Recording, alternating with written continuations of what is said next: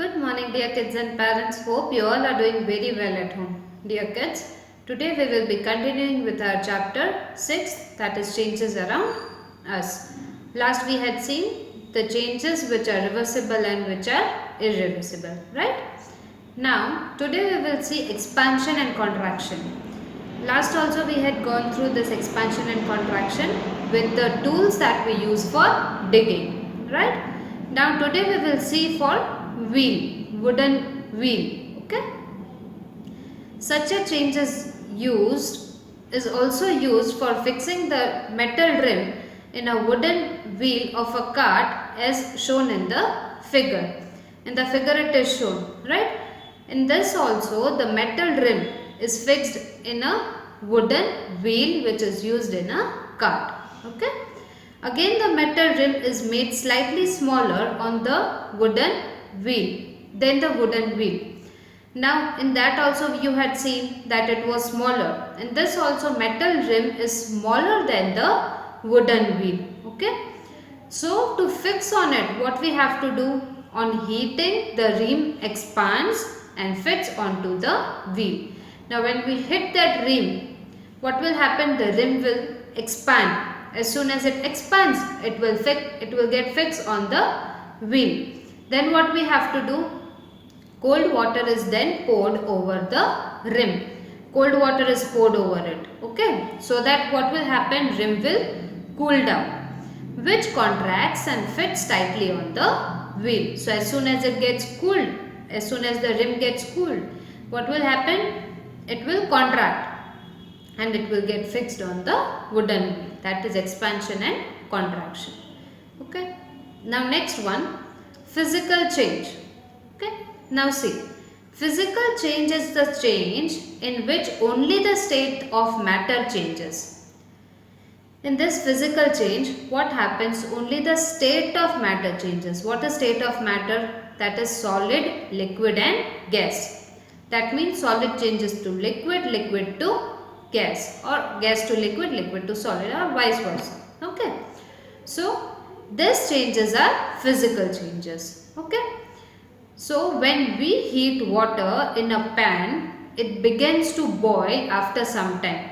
So as soon as we heat water on a gas stove, what will happen? It will start boiling after some time, right? If we continue to heat further, the quantity of water in the pan decreases.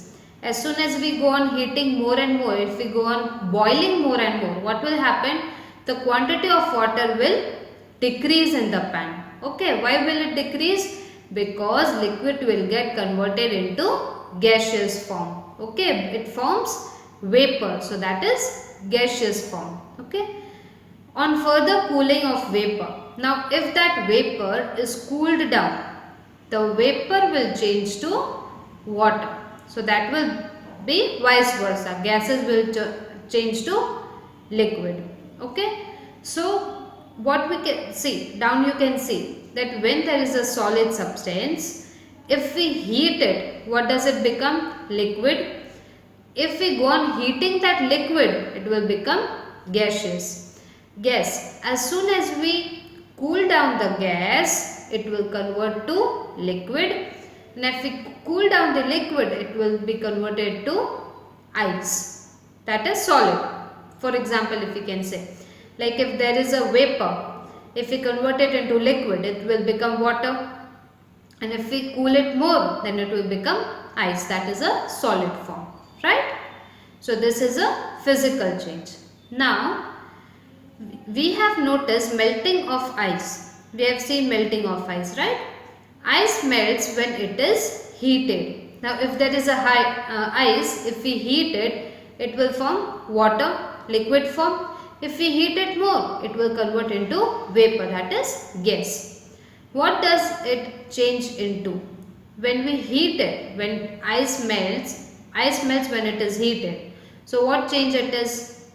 It is converted from ice to liquid, solid to liquid, that is water. Is it possible to change the water back into ice? Yes, we can change it, right? Suppose there is a ice. If we go on heating it, what will happen? It will convert into water. that changes from solid to liquid. Now if water is cooled down, on cooling what does happen? It will form to ice. That means liquid will convert into solid. Okay.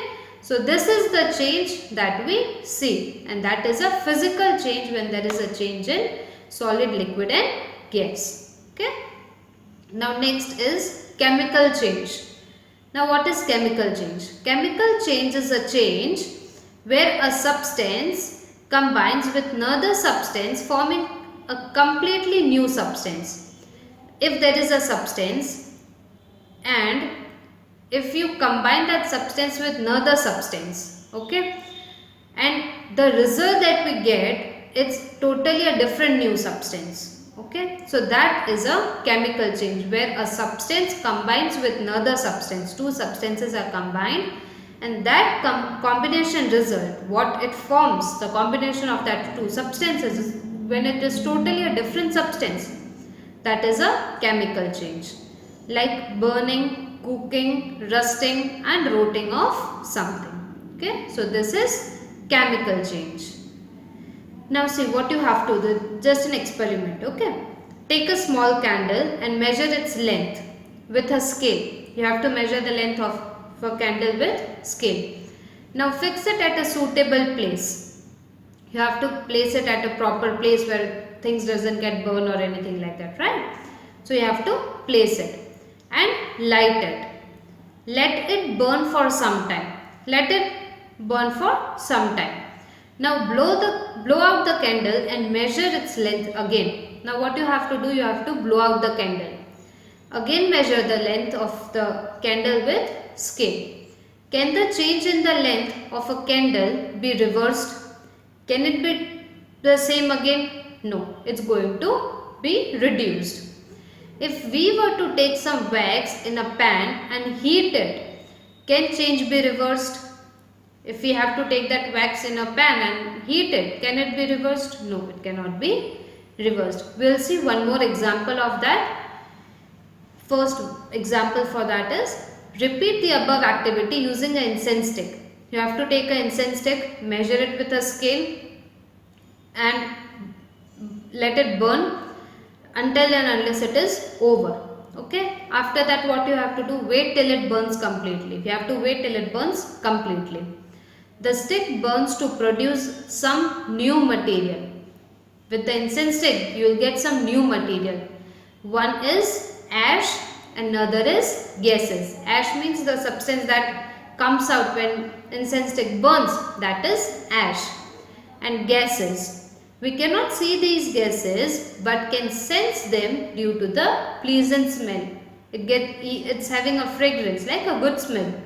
So with that we can feel that it's a gases. Okay. Now see next example. In setting of curd, you might be aware mama might be making curd at home, right? So what does she do? A small quantity of curd is added to warm milk.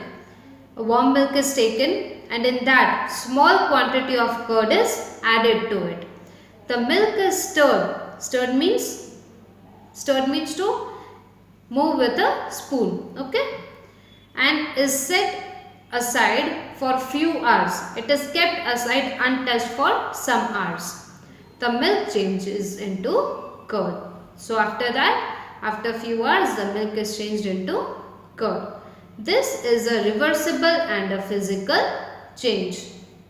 This change is irreversible. Curd cannot be made back to milk, right? And it is a physical change from liquid to solid. Okay, so these are some examples. Now see what we learned in this chapter.